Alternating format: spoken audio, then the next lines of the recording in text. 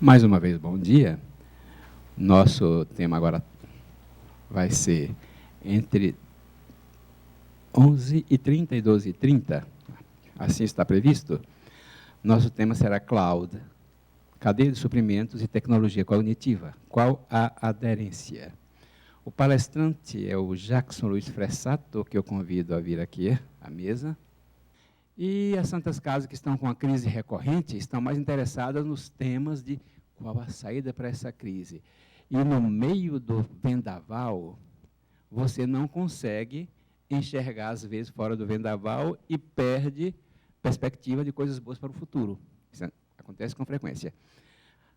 Então, antes da palestra, conversávamos aqui, e eu só lembrando algo que esse tema seria bem interessante para dirigentes, né? E não estou vendo dirigentes aqui, só pessoas um pouquinho mais jovens do que eu, né? A informática já tem uma história longa, né? Ela vem de 1929, Norbert Wiener, né, com a cibernética, né? E depois Bertalanffy, na década de 50, com a teoria de sistemas abertos. Então, é história longa, a informática não é coisa nova. A microinformática também já não é nova, década de 80, né? Mas o pensamento em informática ainda está deformado, ainda não está bem definido. Então, você teve a fase de informatizar. Informatização é coisa para a empresa grande. Informatizar, a fase de informatização é com a microinformática. Informatizar a qualquer custo. E, finalmente, chegou-se à conclusão, né, de que em velhas mentalidades não entram novas tecnologias. E aí chegou a fase atual de educar, organizar e informatizar, né? Ainda há empresas filantrópicas, estava comentando com ele, que pegam seu faturamento e lançam direto no programa do SUS e ficam sem memória. Os papéis guardados e sem memória de dados. Ainda há empresas assim, entre as filantrópicas. Entre os hospitais privados, eu creio que não. Os softwares de hospitais são coisas recentes, coisa de 20 anos para cá, 18 anos para cá. 18 anos atrás, você encontrava aqui e acolá uma solução fragmentada nos hospitais grandes. Eu fui visitar um hospital um tempo atrás, não tanto tempo atrás, 17, 18 anos atrás, que tinha, por exemplo, certos processos levavam 8 passos até entre o processo e a informação final. E havia uma parte em Unix, uma parte em planilhas eletrônicas, que era na época ainda um restinho do 4 Pro, um tantinho de programa em COBOL, né? Era terrível. Ainda bem que nos últimos 15 anos o avanço foi muito grande mesmo. E os hospitais hoje já conseguem, sim, tecnologia de informação no nível de qualquer outra indústria no Brasil e no mundo. Mas isso demorou um pouco, por causa da mentalidade dos hospitais, que é, de um modo geral, extremamente conservadora. Mas agora vamos à nossa palestra com Jackson Luiz Fressato. Ao final da palestra, ele vai nos conceder 20 a 30 minutos para diálogos, perguntas, etc. Por favor, Jackson. Bom dia ainda. Vamos tentar não atrapalhar a nossa expectativa para o almoço, né? Tentar ser o mais conciso possível no assunto, né?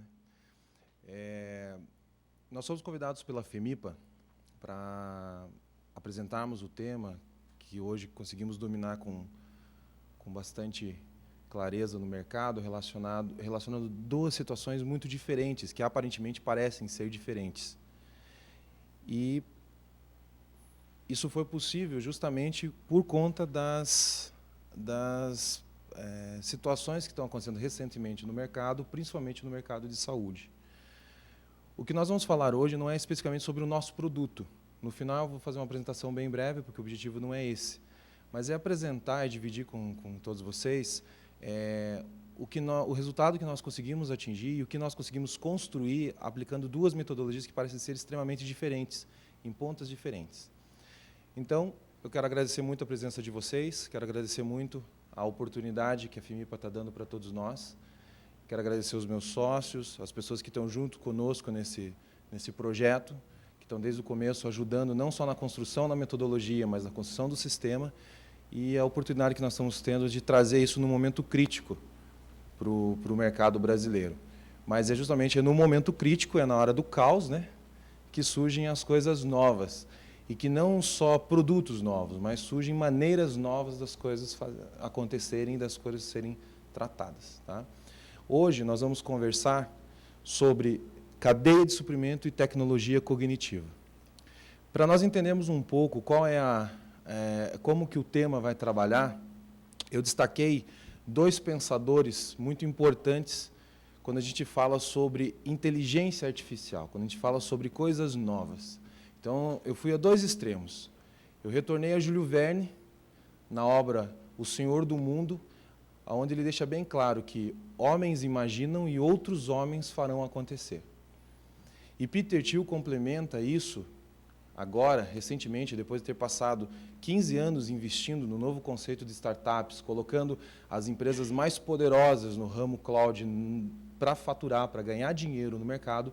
Ele fala que para as próximas décadas só será possível negócios que potencializem as pessoas, negócios que potencializem o ser humano. Então, a teoria de que nós podemos substituir a funcionalidade do ser humano ou as atividades do ser humano por máquinas, por sistemas, isso já foi superada há muito tempo. Entretanto, nós não podemos abrir mão de como fazer com que um potencialize o outro.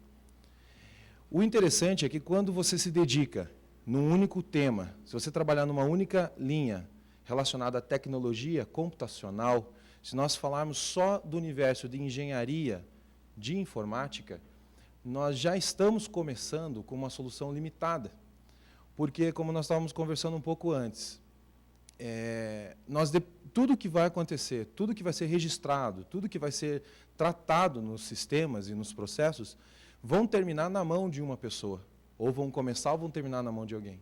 Então, como trazer para perto essas pessoas que talvez tenham N limitações, não só de tecnologia, mas também de conhecimento. Não cabe mais um sistema, não cabe hoje mais soluções que você precise treinar, ensinar a pessoa até a última instância de como usar. Então, nós temos que nos apropriar de coisas que já estão comum a todos. E essa é a ideia dessa metodologia que nós montamos, desse processo que nós estamos trabalhando. Para entendermos quais são as necessidades de cada segmento, para entendermos quais são as necessidades operacionais de cada pessoa, nós precisamos entender como que funciona a cadeia de suprimentos. Hoje, cadeia de suprimentos é erroneamente tratado como logística. Simplesmente como se fosse um termo substitutivo. Não se fala mais logística, hoje se fala supply chain. Quando, na verdade, a cadeia de suprimentos ela envolve todo o processo, desde a sua concepção até a sua entrega final. E, inclusive, os processos reversos que isso venham a acontecer nesse trilho de produção. Se nós pensarmos num conceito fabril, isso é muito fácil. O produto é fabricado, né? Ele é manufaturado, recebe-se a matéria-prima, ele é manufaturado, ele é armazenado, ele é distribuído, vendido e entregue. Agora, quando nós falamos de outros serviços, e quando nós estamos falando de serviço prestado a outras pessoas, a um balcão de serviços, se aplica a cadeia de suprimentos, tanto quanto uma indústria ou um parque fabril. Porque os processos que estão relacionados a isso são os mesmos. Eles envolvem abastecimento, eles envolvem manufatura do material que está sendo tratado naquele serviço, ele envolve o armazenamento daquele material. E, neste caso, o material são registros, o material são dados. E quando você trata esses dados de uma forma superficial, é onde você passa a ter os gaps na tua produção, você passa a ter os gaps na sua operação. Então, se nós trouxermos para todo e qualquer segmento o conceito de supply chain, usando as metodologias de segurança que existem neste conceito, nós podemos reduzir muito os erros operacionais, usando simplesmente uma das metodologias praticadas nessa linha, que é a mitigação de riscos. Mas para você poder mitigar os riscos operacionais, você precisa enxergá-los, você precisa entendê-los. E isso é o que fica difícil, né, você ter essa gestão à vista para todo o time, para toda a empresa. Quando se diz que seria um assunto interessante para administradores, como o doutor frisou, realmente é. Mas a gente sabe que no dia a dia, quem acaba sofrendo com o não cumprimento dos procedimentos, com a deficiência nos processos, é quem está na base operacional, é quem precisa estar dando suporte no dia a dia para todos, é quem precisa estar fazendo e certificando as entregas. Então, considerando isso, a gente passa a entender que, se nós associarmos cadeia de suprimentos, os conceitos de cadeia de suprimentos, com outras metodologias, como, por exemplo, de ISO 28000, nós conseguimos garantir a mitigação dos riscos operacionais. Nós conseguimos adiantar os riscos operacionais. Por mais que o universo hospitalar já esteja muito batido esse assunto de risco, né, fazer a gestão dos riscos, nós entendemos que os riscos operacionais acabam ficando num limbo de, como se as pessoas pensassem da seguinte maneira: isso está claro para todos. Isso faz parte do conceito geral ou está relacionado à função de cada um. E ele perde a oportunidade de receber melhorias, não só em sistemas, mas como nas atividades que são implantadas, que são aplicadas na operação de cada instituição. A cadeia de suprimentos, como eu falei para vocês, agora fazendo essa conexão que nós comentamos, não só na parte, só numa produção industrial, mas trazendo para qualquer outro segmento, prestação de serviços, varejo, N outras que possam ser relacionadas agora, nós temos essa visualização, essa distribuição. Então, a cadeia de suprimentos ela sempre vai atender, basicamente, esse diagrama. Então, você vai ter a matéria-prima, o campo de abastecimento. Quando a gente fala de serviços, o abastecimento de serviços são informações. É aquilo que o teu negócio está proposto a atender, é o core do seu negócio. É o que, no final, você vai ter que entregar. A produção e o armazenamento está relacionado ao material que você está tratando. No caso das instituições hospitalares, o material que vocês tratam nesta cadeia de produção são registros, são dados de pessoas, são dados de casos, de situações, e você terá toda a manufatura deste produto, vamos dizer assim, durante a sua cadeia. Entre elas, N outras cadeias de suprimento microscópicas durante a produção, porque você vai ter um reabastecimento durante o cumprimento dessas atividades. Não é uma coisa tabulada, não é a pessoa saindo de uma linha de produção, saindo de um campo e indo para o outro. Isso vai se repetir várias vezes conforme a necessidade, conforme o caso. Mas entendendo que esse trilho ele é conveniente para poder se relacionar as atividades, os processos que estão inseridos ali, fica muito mais fácil de você entender qual que é a tua necessidade sistêmica. Porque simplesmente escolher um sistema para atender determinada tarefa ou determinada situação vai te limitar na integração com os outros departamentos, com os outros setores. Tá? Eu fiz um destaque de alguns casos onde determinadas atividades, determinados processos ou metodologias em separados puderam ser aplicados em diferentes business cases, que essa teoria que nós estamos apresentando aqui já foi usada, já foi testada. Entre eles, nós conseguimos entender exatamente em que momento deste trilho de produção nós pudemos aplicar processos de auditoria e certificação. Ou seja, aonde exatamente, em cada fase, nós conseguimos entender que esta atividade, essa documentação pode ser tratada. Quando nós enxergamos isso aqui, tentamos colocar isso aqui numa apresentação e transferir para as nossas atividades no dia a dia, perde-se um pouco a visibilidade disso.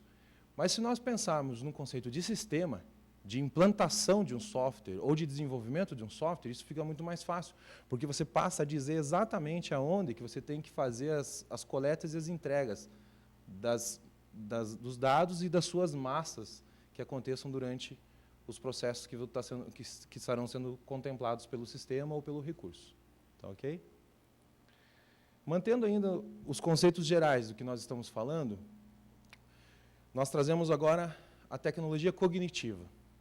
Esse termo está sendo explorado agora comercialmente pela mídia, né? Se a gente consegue acompanhar a literatura de TI, isso está começando a entrar meio que em voga por causa de alguns produtos específicos, principalmente de grandes empresas, como o Watson, da IBM, o processador,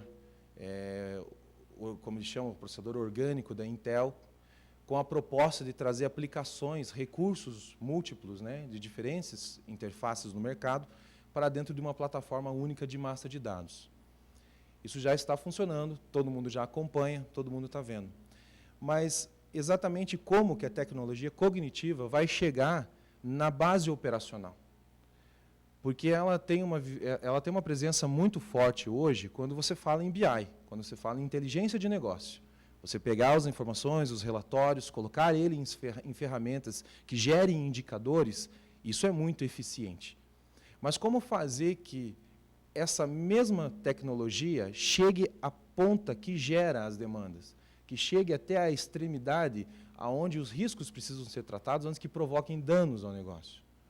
Então, juntando com o que nós acabamos de falar, sobre cadeia de suprimento, sobre entender os processos que estão no dia a dia, a troca de informações, a troca de demandas e riscos que há entre os departamentos, entre as pessoas, entre os fornecedores. E pensando agora nas aplicações que existem de tecnologia cognitiva, é onde nós podemos começar a entender como funciona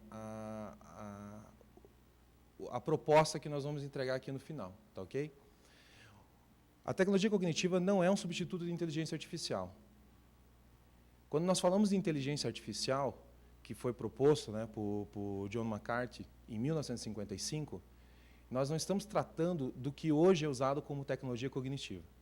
A tecnologia cognitiva, ela tem como objetivo fazer com que os computadores, os processadores, potencialize a capacidade de decisão das pessoas que estão usando aqueles sistemas. Entretanto, a maneira que hoje está sendo usada, ela demora para chegar até o usuário que realmente necessita dessa tomada de decisão antes que gere qualquer dano ao negócio. Hawking ele defende que a inteligência artificial, junto com as atividades do ser humano, vai potencializar essa proposta, essa capacidade da tecnologia cognitiva. Nós temos uma startup. A nossa startup é a Mesa Limpa. Nós estamos fazendo um estudo agora para poder apresentar a solução no programa ecológico da IBM, para agregar essas startups que estão trabalhando com soluções, com aplicações de tecnologia cognitiva. E é muito interessante a possibilidade que nós temos de poder trazer essa massa de informações e de processos para um sistema que está sendo inaugurado agora. Mas a nossa dúvida sempre foi, como que a gente vai fazer com que chegue, então, no usuário final? Como que a informação que vem desse usuário chegue nessa massa de dados ao ponto de gerar resultados eficientes? Então, foi justamente juntando esses dois conceitos, de cadeia de suprimentos com tecnologia cognitiva. Se nós pararmos para pensar em algumas limitações que nós tínhamos há 2 anos atrás, quando basicamente os projetos começaram a ser desenvolvidos no Brasil, realmente não era possível acontecer muita coisa do que nós estamos realizando hoje. Entretanto, esse cenário mudou. Mesmo com toda a situação de crise, mesmo com toda a situação financeira que hoje está passando as empresas, não só os tomadores de serviço, mas os desenvolvedores, aqueles que estão gerando as soluções, mesmo assim, a tecnologia ela está acessível à massa mais crítica de operação dos recursos que hoje podem ser disponibilizados no mercado. Então, se nós pararmos para pensar que nós temos 160 milhões de celulares ativos no Brasil, que hoje 95% do nosso território nacional tem cobertura de serviço short code, de serviço SMS, e por mais arcaico que pareça ser nós falarmos sobre SMS, ele continua sendo uma solução viável na nossa realidade, no que acontece hoje no país, e que nós temos 85% do território com cobertura de internet, nós podemos falar, sim, de entregar uma aplicação com recursos cognitivos na mão do usuário mais limitado que tenha no mercado. Se nós estivéssemos falando de ter que colocar um computador com um sistema próprio instalado, onde essa pessoa tivesse que aprender a usar esse recurso, isso já inviabilizaria qualquer tipo de solução que atendesse até a última instância da operação. Agora, se nós adaptarmos a tecnologia para as necessidades reais das pessoas, nós estamos aplicando, na essência, a tecnologia cognitiva. Entretanto, as plataformas que estão por trás dessas funcionalidades, elas precisam estar acompanhando o que tem de mais atual no mercado de desenvolvimento, no mercado de inteligência artificial, certo? Então, é por isso que eu quero mostrar para vocês como que nós entendemos a aplicação disso num único caso. Um dos processos que nós temos no nosso sistema chama-se espectro de comunicação. Então, eu só isolei este caso, né, porque a proposta aqui não é ficar apresentando o produto, mas o conceito do que nós estamos falando, de como é tratado a questão de tarefas, entregas e acompanhamento. Qualquer sistema ou qualquer processo vai fazer um monitoramento da entrega. Se certificar quando entregou e se entregou atrasado.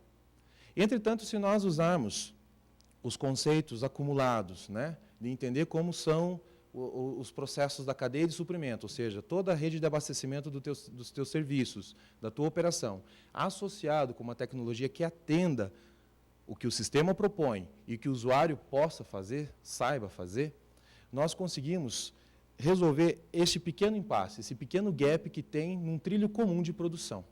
Hoje, se você tem, dentro do teu trilho de produção, N tarefas, se uma dessas tarefas for adiantada, isso não quer dizer que você vai conseguir resolver toda a tua entrega. Às vezes, você pode ter, na verdade, um incremento de uma dificuldade que vai acontecer no final dela, por justamente não ter o registro disso. Uma entrega feita antes não é necessariamente algo proativo. Ela pode estar relacionada com uma operação mal configurada. Porque o interessante seria saber que se essa tarefa ela é comumente entregue antes, se ela realmente está configurada da maneira adequada, se esse é o tempo necessário para que ela aconteça. Porque atrasar tarefas, atrasar entregas, isso é comum, isso vai acontecer em toda a produção, é inevitável. Mas o que nós fazemos quando nós temos resultados positivos no nosso trilho de produção? Aonde eu utilizo ele, aonde eu distribuo isso no restante do meu trilho? Ou eu preciso usar isso de alguma maneira? Isso está sendo positivo ou negativo? Essas perguntas não tem gestor nenhum que consiga responder, a menos que você acompanhe diariamente cada pessoa, cada evento que esteja em produção. É colocado isso numa esfera de que cabe a cada pessoa entender como usar a discricionalidade que cada um tem no cumprimento de suas tarefas.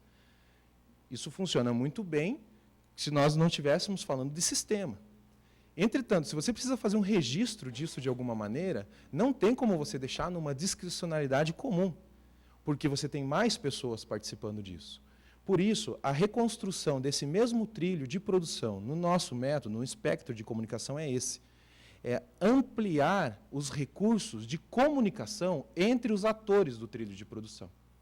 Para que todos os que estejam envolvidos, seja o próximo ou seja o antecessor, seja ele dependente ou não daquela tarefa, seja notificado de como está o andamento dela.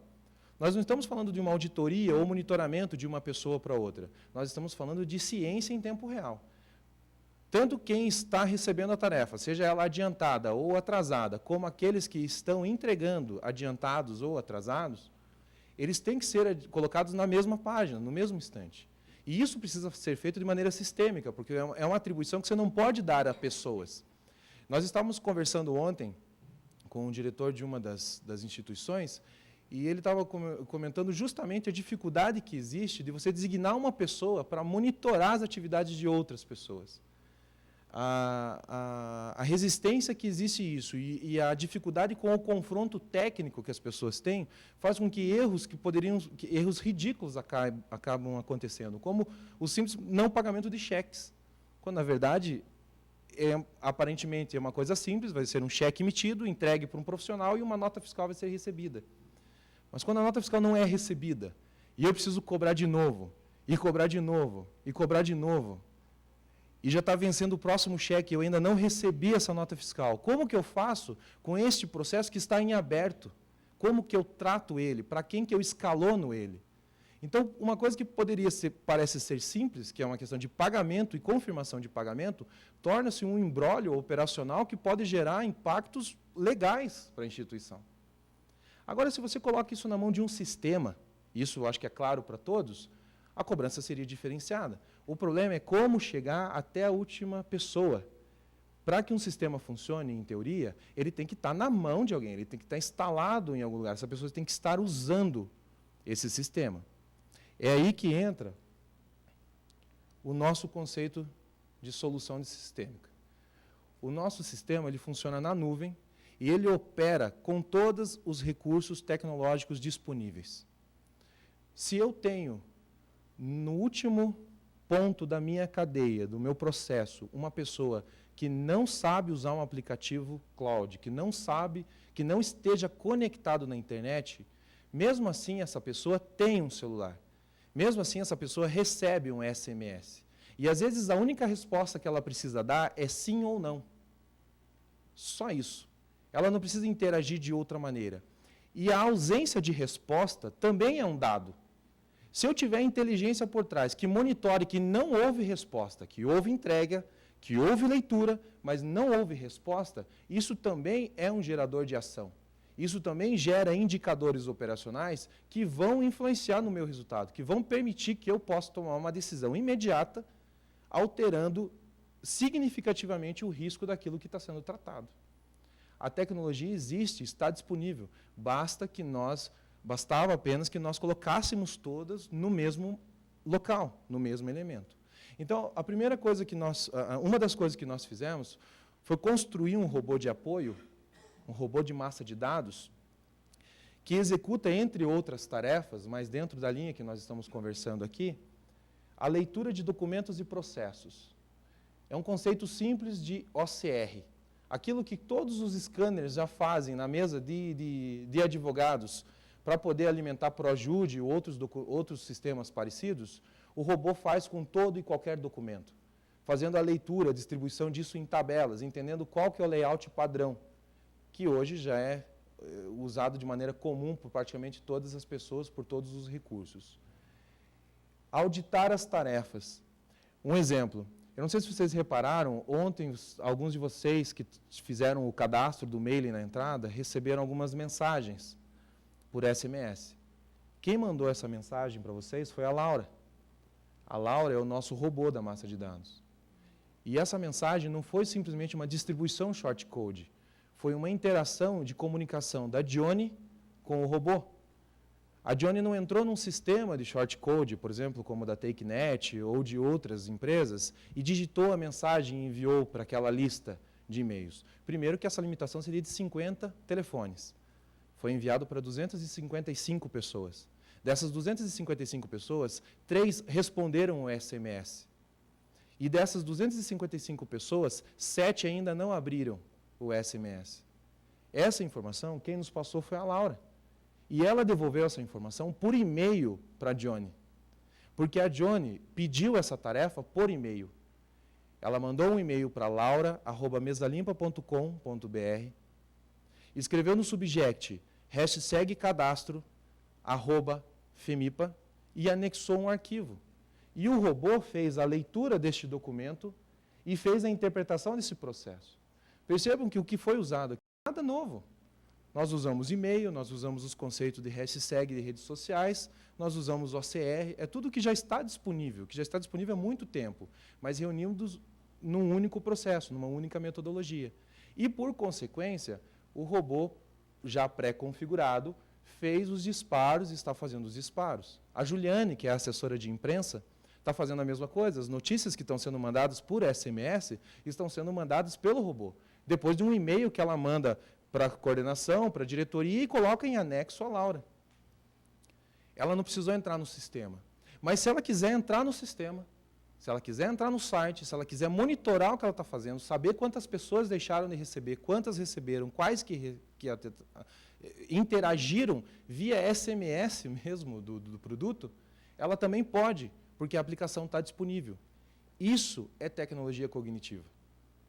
Isso é fazer com que os recursos que você tem disponíveis no mercado cheguem a todos os tipos e todos os conceitos de usuário.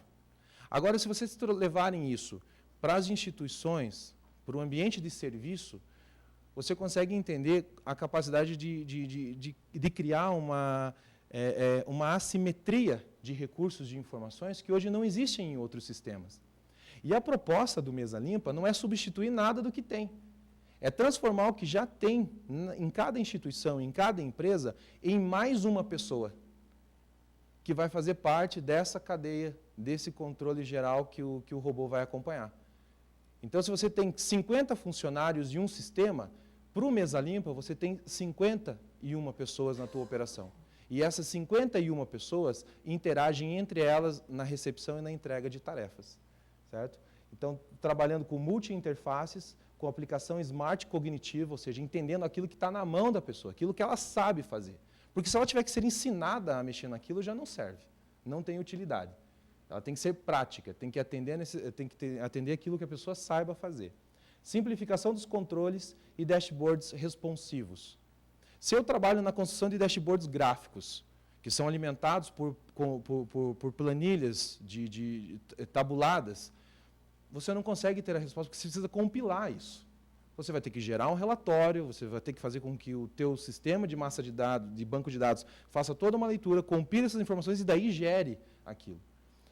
O próprio dashboard ele tem que ser responsivo, ele tem que estar acompanhando a dinâmica disso. Se você quiser trabalhar com a projeção disso na faixa de tempo que você acha conveniente, ele tem que responder isso na hora. Senão também deixa de ter o conceito, a aplicação de cognição. Então, eu acho que de maneira rápida, eu tentei colocar nessa apresentação como nós estamos trabalhando. Não é só isso que o sistema faz, tá ok? Até porque o horário eu imaginava que não ia ser tão confortável para a gente ficar se estendendo ou entrando em detalhes técnicos, assim, que podia ser muito cansativo. E como o doutor falou, por mais que seja um assunto de nerd, a gente tem que tirar da mão dos nerds. Hoje, quem visita as instituições de vocês, quem usam os sistemas, não são nerds. É o meu pai, é a minha mãe, é o pai de vocês, é a mãe de vocês, são os tios, são as pessoas que, graças a Deus, já estão usando pelo menos SMS. Certo? Então, essa é a proposta. Estou completamente à disposição de vocês para conversar sobre isso. Bom dia, meu nome é Laércio, parabéns pela palestra. Eu fiquei com uma curiosidade no processo possível de interação. Eu trabalho num hospital e, evidentemente, não na área de logística, né, na área de tecnologia, mas eu percebo que mesmo quando eu sou o cliente da área de suprimentos, né, eu sou o cliente da área dele, eu sofro com uma coisa bastante curiosa, que é a ausência da notícia. Vou pegar um caso, digamos que eu tenha comprado precisei de uma memória qualquer. Então, o processo tradicional lá, onde eu entro com os formulários, eu digito no sistema, enfim, tudo bem. É que a ausência da notícia dizendo assim, olha, está comprado, está chegando, vai chegar, atrasou, isso me angustia. A proposta do sistema seria preencher essas lacunas, por exemplo? Também. Não só preencher a lacuna, mas como certificar que o próximo cliente desse processo também esteja paginado a ele. Porque, por exemplo, você pode ter a ausência da informação no teu processo direto, porque você está acompanhando, está monitorando ele. Mas o segundo ou terceiro ator na frente, que não está dentro desse mesmo recurso, com esse mesmo formulário, com esse mesmo procedimento, como que ele fica sabendo que essa falta de notificação sua vai afetar a produção dele? Certo? Então, não basta apenas eu lhe notificar. Eu preciso ter certeza que todos os outros atores também estejam inseridos nessa cadeia e sejam notificados de alguma forma, nem que seja uma única vez, nem que seja com uma sazonalidade mínima. Ok? O sistema contempla isso e vai respeitar os recursos que você já tem. Então, no caso, você já tem um sistema, você já tem um formulário de solicitação, que pode ser um processo convencional, manual, né, processo analógico, ou vai ser um processo já digitalizado. Você vai usar um sistema para isso. Você tem um ERP implantado que te gera a interface para você produzir. Você continua usando isso, não muda nada. O que vai ser diferente? Na integração entre esta pessoa, chamado sistema que você tem, com o banco de dados do Mesa Limpa, ela vai gerar as tarefas paralelas. Não tem problema nenhum que já exista a tarefa. Nenhum.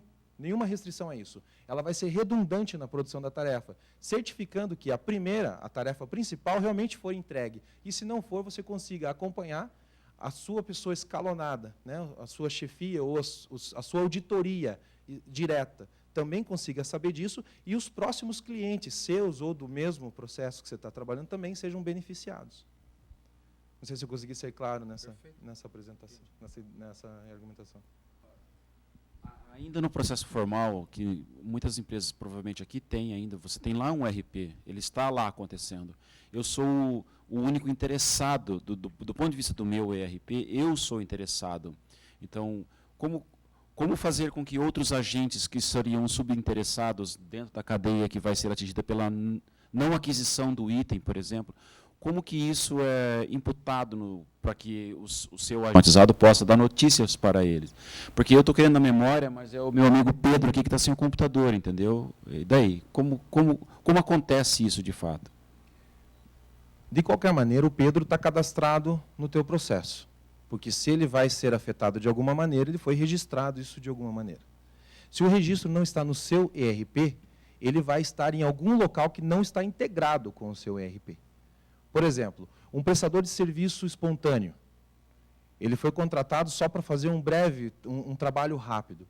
De qualquer maneira, você tem duas informações básicas dessa pessoa. Você tem o nome e o telefone dela.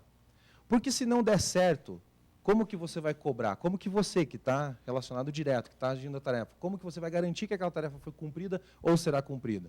Não vai ser por um contato telefônico, não vai ser por um contato direto, pessoal. Então, esse registro já existe. Aonde que ele está?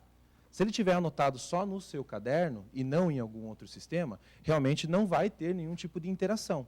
Entretanto, você precisa dar a satisfação do porquê que aquilo não foi para frente, por que aquela informação está parada. Então, no momento que você usou o sistema, você entrou dentro dele, ou você cadastrou essa pessoa, o Pedro, no processo, de qualquer maneira, mesmo sem atribuir a devida função para ele, a Laura vai ficar querendo saber qual é a função dele, o que ele tem para fazer ali. Ele é teu cliente, ele é teu parceiro, ele é teu material, você vai ter que dar uma atribuição para ele.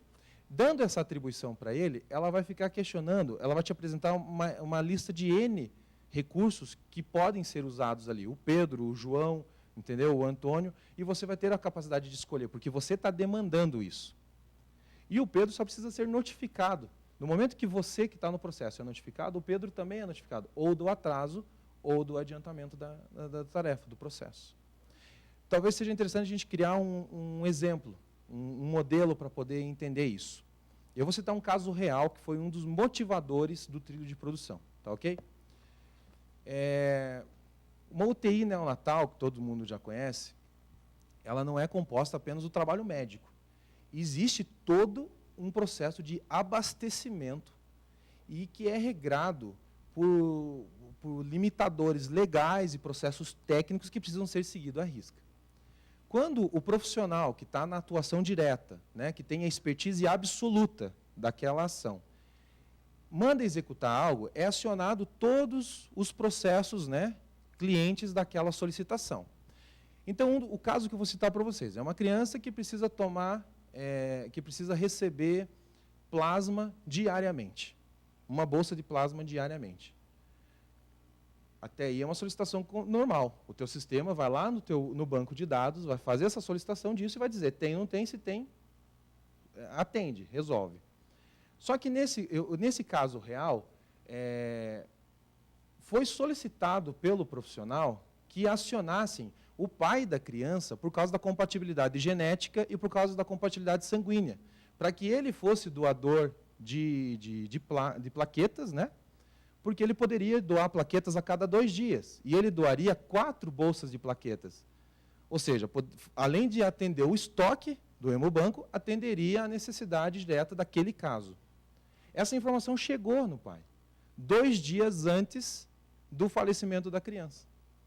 Porque o que travou não foi a comunicação do profissional, foi o processo para chegar nessa pessoa. Só que esse pai estava com o nome cadastrado, com o telefone cadastrado, porque foi desta maneira que ele foi notificado. A informação dele estava lá o tempo todo, nunca deixou de estar lá. O que não houve foi a conexão destas solicitações. a certificação de que todos que estavam envolvidos, que foram designados pelo profissional que estava liderando aquela atividade, né, pelo owner daquela atividade, realmente fossem inseridas nela. Então, a médica falou, acione o pai. Então, ali tinha o ator designado, tinha a função e tinha os dados cadastrais dele, porque era para ligar para ele, tinha o nome dele. Tudo isso já existia cadastrado em algum lugar e não estava no caderno da médica, estava em algum sistema. Tanto que ele foi acionado por telefone, sendo chamado pelo nome para executar aquela tarefa, mas 14 dias depois que a tarefa foi começada. E a desculpa sempre vai ser a mesma. Isso eu recebi agora, isso eu recebi fora do meu plantão, eu recebi em outro momento. Então, trazendo para um caso real, é lógico que se a pessoa não tiver inserido de alguma maneira, não vai existir a notificação.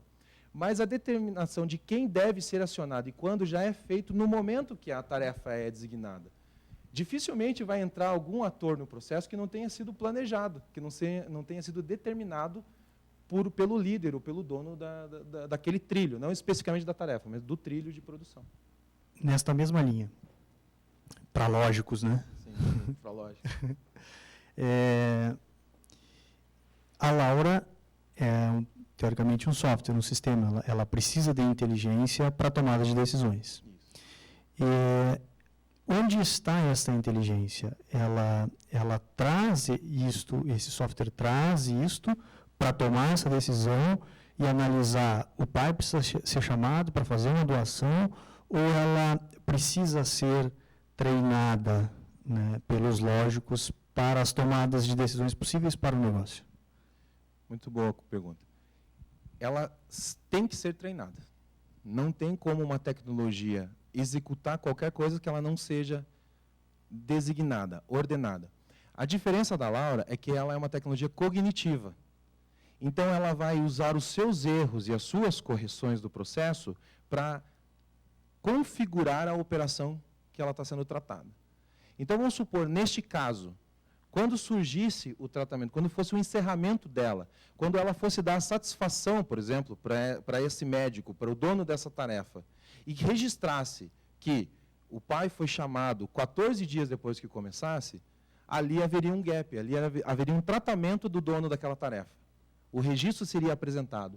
E a solução indicada pelo dono daquela tarefa é que faria com que a próxima vez que esse trilho fosse realizado, houvesse o acionamento do profissional, no caso do dono da tarefa, antes, porque estaria aguardando a produção. Certo? Então, vamos supor assim, no primeiro caso haveria o erro, mas no segundo caso já não haveria, porque a médica em questão seria notificada no ato, em tempo real, que aquela tarefa que ela mandou fazer ainda não tinha sido cumprido. Aquela fase, aquele checkpoint não tinha sido cumprido. O pai ainda não foi avisado. Certo? Porque a tarefa era essa, chame o pai para ser doador de plaquetas. Aquela tarefa não foi cumprida. E quando foi, porque ela estava recebendo bolsa. Vocês percebam? O core do trilho de produção não estava sendo descumprido. Não estava. A criança estava recebendo a bolsa de plasma todo dia. Mas a orientação, a informação, a expertise que foi colocada é: traga esta solução, deste ator, este recurso. Certo? E isso é o aprendizado do sistema. Certo? Então, a proposta do robô, a Laura é um robô dentro do sistema. Nós temos 3 robôs. Ela é um dos robôs. Ela está na nuvem, a inteligência está toda na nuvem, trabalhando só com linhas de código, certo? E acumulando tabelas e registros para ficar alimentando o segundo robô. E é esse robô que ensina para a Laura o processo, porque ele vai fazer essa comparação com outros. Então, por exemplo, você tem o Mesa Limpa instalado na sua instituição, certo? E o Roger tem instalado o Mesa Limpa na instituição dele. Vocês dois fazem a mesma atividade, vocês dois têm a mesma atividade configurada. Entretanto, o Roger teve um índice de erros aumentado e corrigido. E você ainda não foi registrado esses erros porque você não usou esse mesmo trilho. Quando você for usar esse trilho de produção, você já recebe um robô que aprendeu com as demandas, com as necessidades da instituição do Roger. Porque o segundo robô que vai fazer esse acompanhamento, essa coleta de informações nos trilhos, vai distribuir vamos usar esse termo, esse aprendizado para os robôs de cada perfil instalado. É por isso que a gente comentou, é um perfil de pessoas. É o mesmo conceito, se você parar para pensar, que existe nas redes sociais. Você tem o teu perfil e o sisteminha que está ali por trás da rede social vai aprendendo com o que você vai usando. Então, você começa a acessar determinados vídeos, ele vai começar a te indicar mais vídeos. E assim ele vai deduzindo qual é o seu gosto. E ele começa a apresentar os novos lançamentos disso. O robô faz basicamente um processo muito parecido com isso, só que, lógico, numa abrangência muito maior, com os registros que estão ali dentro. E interagindo com o segundo robô, que vai fazer a comparação com a mesma operação, com uma operação muito semelhante em outra instância. Conseguiu entender? São duas perguntas agora. Tá. A primeira é, quando você usou o exemplo do e-mail, não necessariamente eu preciso ter um ator principal ou eu sempre preciso ter um ator principal. Eu posso disparar um gap lá dizendo, quando o meu estoque tiver com nível tal, dispare avisando os supervisores. Eu não preciso de um ator principal, físico, né, para uma pessoa. Não é necessidade. Tá. Se isso já está pré-definido de alguma maneira, se isso já está configurado na tua rotina, não tem essa necessidade. Tá. A outra, indo nessa linha tua de aprendizado, eu vou tentar trazer um exemplo prático para a gente ver se é exatamente essa linha de raciocínio. Se eu tenho um paciente com uma determinada doença lá, e aí o médico prescreveu lá que vai ter que usar o medicamento X 3 vezes ao dia. Ele consegue aprender que aquela doença, em média, o paciente usa 5 vezes e ele consegue verificar um estoque para ver se existe o estoque para aqueles 5 dias, para aquele paciente, por exemplo. Existe esse aprendizado? Quando você... lembra que eu comentei que ele faz a leitura de documentos, né? É um OCR. Quando a gente fala documento, não é necessariamente só uma folha impressa. É qualquer tipo de outro registro, né? Qualquer outro tipo de relatório que vem, um PDF gerado por um sistema. Quando o teu prontuário eletrônico emitir esse documento e ele integrar com o sistema, foi uma leitura feita. E ali todas as palavras que são colocadas, elas são tratadas como registros absolutos únicos. Quando essas palavras ou esses termos começarem a ser repetidos, o robô vai fazer a análise da tendência. Vai casar essa informação com a rotina que está estabelecida, com os horários que estão estabelecidos, com as pessoas que estão estabelecidas, com o banco de materiais que está estabelecido, no caso o teu armazém de remédios, com a frequência que está sendo usada. E o lado negativo também. Quando você começar a deixar de usar, então você teve um aumento dessa utilização, e você diminuiu a utilização, ela vai começar a vir com os questionamentos para os owners. Por que não está usando? E essa pergunta que ela faz é voltando nos teus recursos já implantados, no teu almoxarifado, no teu volume de funcionários, nas pessoas envolvidas, na tua contagem de leitos. Ela já vai fazendo a análise da tendência na devolução, na logística reversa. Lembra que nós falamos de cadeia de suprimento? Porque a logística reversa também é um processo de gap operacional danoso, que às vezes as pessoas só vão perceber que estão inseridos nele quando falta o medicamento, quando falta o profissional, quando falta o recurso. E às vezes você pode identificar isso já no momento que determinada atividade está sendo alterada. Então vamos usar o exemplo A e B, né, para ficar mais fácil. O cliente 1, no caso o paciente 1, está usando o produto, né, o material A, na frequência B, certo? Essa é a equação. Isso está acontecendo diariamente. O dia 1, o dia 2, o dia 3. No dia 4, o material A é substituído pelo material C. A Laura vai perguntar para o dono disso o porquê. E se isso precisa ser inserido. E ela vai perguntar justamente falando, é necessário solicitar, por exemplo, para o agente, para o Pedro, por exemplo, a reposição deste material ou ele será tirado do trilho de produção. E você tem, inclusive, a opção de você ignorar ela. Porque ela vai ficar te perguntando o tempo todo. O objetivo da Laura é não ter conflito de pessoas. Ela não tem nenhum problema com conflito. Ela vai continuar perguntando até que você diga para ela, não perturbe. E quando você disser não perturbe, o owner acima de você vai ficar sabendo que você está ignorando a falta de um material no teu estoque e um processo alterado. Essa é a proposta. Aliás, é assim que funciona, não é nem a proposta. É assim que funciona. Por isso que ela é Laura, né? Ela é chata. Para ficar em cima ali. E não ter medo, né? Senão ela seria Laércio. A Laura e os auxiliares dela são bastante cognitivos. O quão cognitivo tem que ser a pessoa, o ser humano, Pedro, para lidar com a Laura? Digamos que o Pedro não seja muito afeto à tecnologia, como de fato acontece. Como que é essa interação? Você julga que é fácil? Essa é a limitação. Essa é a limitação. Mas o Pedro tem um celular e ele recebe SMS. E ele não gosta de receber SMS. E a Laura vai continuar mandando SMS para ele. Até que isso perturbe o Pedro e ele interaja. Eu digo, é spam. E nesse falar é spam, sim ou não, que ele só precisa responder, que é o que você faz com o anti-spam, né? Você fala, eu quero sair da lista, ou você coloca um não. Essa interação dele é que vai dizer para você o que está acontecendo. Ele não precisa abrir um sistema, se cadastrar, entrar nele. Ele só precisa dizer sim ou não. E a própria ausência da resposta vai te fazer tomar uma atitude.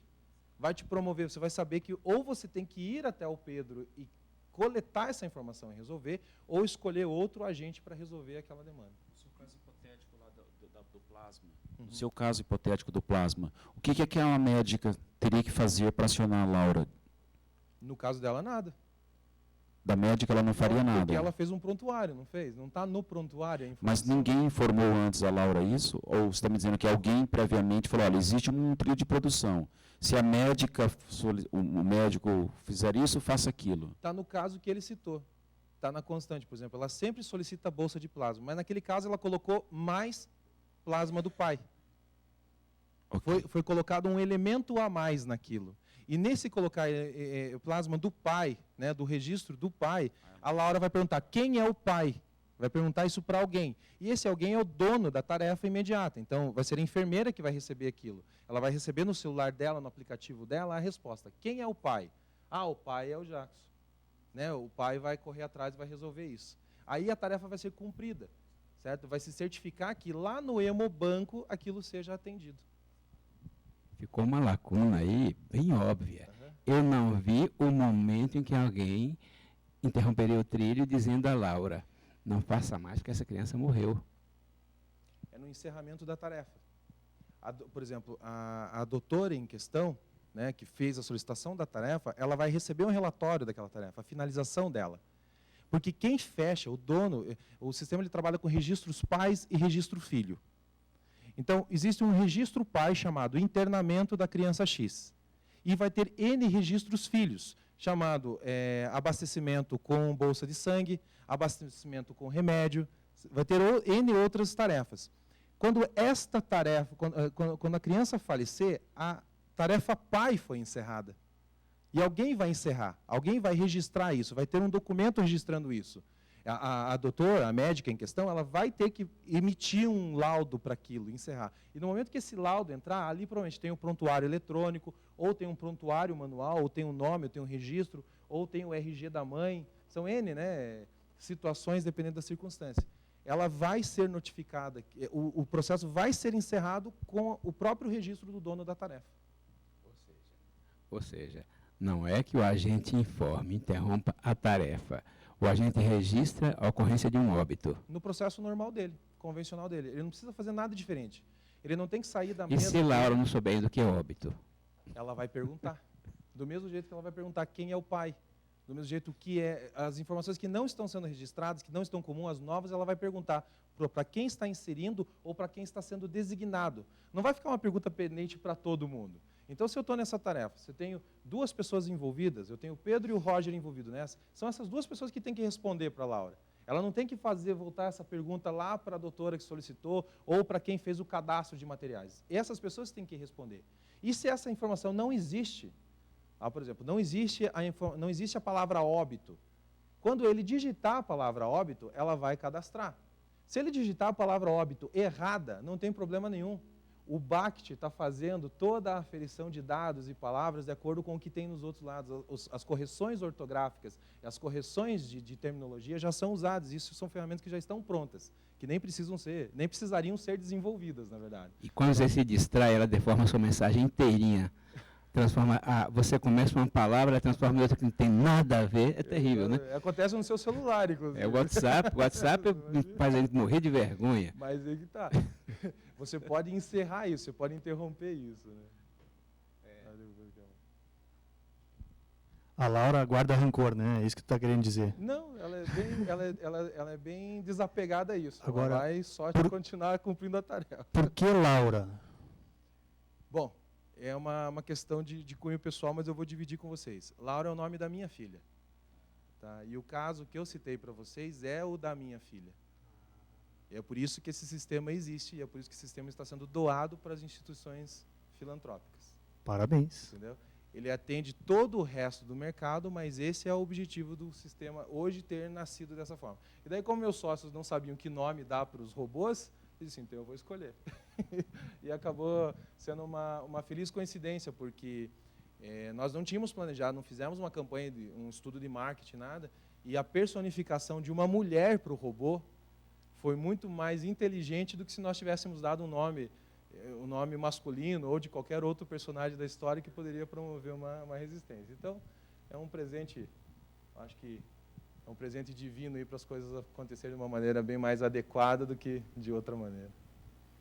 O nosso tempo esgotou, porém, na programação, à tarde, tem um horário para almoço, né? Quem quiser, se vocês quiserem usar um pouco do horário do intervalo para almoço, podemos. É muito raro para vocês verem algo novo na área de TI. Mesmo gente totalmente desligada, tem notícia pelo menos dos nomes, dos rótulos, essas notícias, né? Isso é novo, não é? Essa informação é nova, essa forma de trabalhar parece nova. Realmente é uma inovação. A maneira que os elementos que nós estamos usando não são. Os elementos não são. Tecnologia cognitiva existe. Eu lembro que eu citei o caso de Júlio Verne, né? Esse livro em questão, O Senhor do Mundo, de Júlio Verne, foi publicado em 1904. Em 1904, o personagem principal usava uma máquina que carregava os seus suprimentos, não só de forma temporal, como de forma geográfica, e ele aprendia o que os inimigos faziam antes e depois retornava com o material, dando ao Senhor do Mundo, ao personagem, a possibilidade de tomar uma decisão antes de chegar lá. Júlio Verne foi o primeiro a citar o caso, entre todas as outras loucuras que ele fez com que nós criássemos depois, a cognição artificial, né? De uma maneira romântica, é claro, mas o que é muito interessante nesse livro especificamente é que ele associa isso com o poder. Tanto que o nome do livro é O Senhor do Mundo. Ele era o Senhor do mundo porque ele tinha a capacidade de antecipar informações. E isso não era de forma mágica ou de forma milagrosa. Isso era de forma tecnológica, é como ele se propõe. Então, esse conceito de usar tecnologias para potencializar o homem, ele realmente não é novo. O que nós estamos inovando é a coleção de recursos numa única solução. Talvez essa seja a inovação. Então, nós estamos criando coisas novas, nós estamos criando uma maneira nova de usar as coisas que já existem. E, lógico, usando a nossa capacidade de produção, de programação, né? Nós temos um time de programador que está num nível de conhecimento, de expertise, além da curva, né? Que está trabalhando com coisas que fora do país estão sendo feitas. Hoje, por exemplo, eu tive a oportunidade de conversar, vocês vão acompanhar a palestra do Josmar, né, que é representante da IBM. Ele vai colocar a gente em contato com o Watson. Se vocês tiverem oportunidade, acessem o nosso site e já na página principal tem um vídeo sobre tecnologia cognitiva. Assista, é 2 minutinhos o vídeo, é muito interessante. E a partir dali vocês vão para outros lugares. É uma reportagem, não é nem da IBM, é da Valor Econômico, mostrando como que funciona. O Watson é espetacular. Só que, por exemplo, se já é difícil alguém, né, dar um ok numa tarefa, como que alguém vai usar uma plataforma de sistema para aprender qualquer coisa diferente? Então, por melhor que seja a intenção e por mais eficiente que seja a massa crítica de dados que tem nesse cérebro eletrônico, ele ainda está inacessível para aqueles que realmente precisam tomar a decisão. Então, a oportunidade que nós temos de repente, entrar nesse ambiente ecológico de produtores de sistema, ou seja, fazer com que o Mesa Limpa chegue na plataforma do Watson, sem nenhum interesse comercial para isso, vai beneficiar muito os clientes do Mesa Limpa. Então, a instituição que estiver usando o Mesa Limpa, e de forma caridosa, de forma gratuita, porque nenhuma instituição filantrópica do Brasil vai pagar para usar o Mesa Limpa. Não tem restrição de usuário, não tem restrição de banco de dados, não tem restrição de tempo. Porque a proposta é atingir, na maioria, isso. E se nós conseguirmos trazer a inteligência, os dados provenientes de um estudo, por exemplo, de oncologia, que o Watson faz no mundo todo, para todas as instituições, por mais limitadas que elas sejam, para municiar a expertise do médico, de outros, com esses dados, isso já é uma inovação de processo que até hoje a gente não conseguiu pensar, não consegue fazer ideia de qualquer abrangência. Então, eu acho que o resultado é muito promissor. E vocês que estão na operação, que estão na TI, quanto mais puderem ajudar a gente a ter essa qualificação, vai ser muito bem-vindo. Né? Porque não é só a Laura que aprende, a gente também está aprendendo bastante nesse processo todo. Tá bom? Bom, o tempo já deu. Se vocês quiserem, não vou invadir o almoço de vocês, não tenho esse direito. Mas muito obrigado pela atenção, obrigado mesmo. Tá? Acessem o site, se quiserem conversar comigo, podem acessar, se cadastrar no site. Se ficar recebendo muito SMS, se pede para a Laura não te perturbar, ela para de mandar as informações para vocês. Mas pelo próprio site do Mesa Limpa, vocês vão conseguir acompanhar o progresso de implantação. Tá? A partir de novembro, a gente começa a parceria, né, que foi estabelecida com a FEMIPA. Nós vamos estar fazendo 2 pilotos, né, com a FEMIPA e vamos lançar oficialmente o produto em março de 2016, no aniversário, no 30º aniversário da FEMIPA. Nesse meio tempo, se vocês quiserem acompanhar, indicando e mostrando para as outras pessoas irem acompanhando, está lá, em tempo real, a progressão de entrega das tarefas do desenvolvimento e da implantação do próprio sistema. Tá bom? Obrigado de novo, tá bom, pessoal? Boa tarde para vocês. Os nossos agradecimentos ao Jackson Luiz Fressato pela apresentação, e aqui está o seu certificado. Obrigado. Muito obrigado. E muito obrigado a vocês pela presença e até logo mais.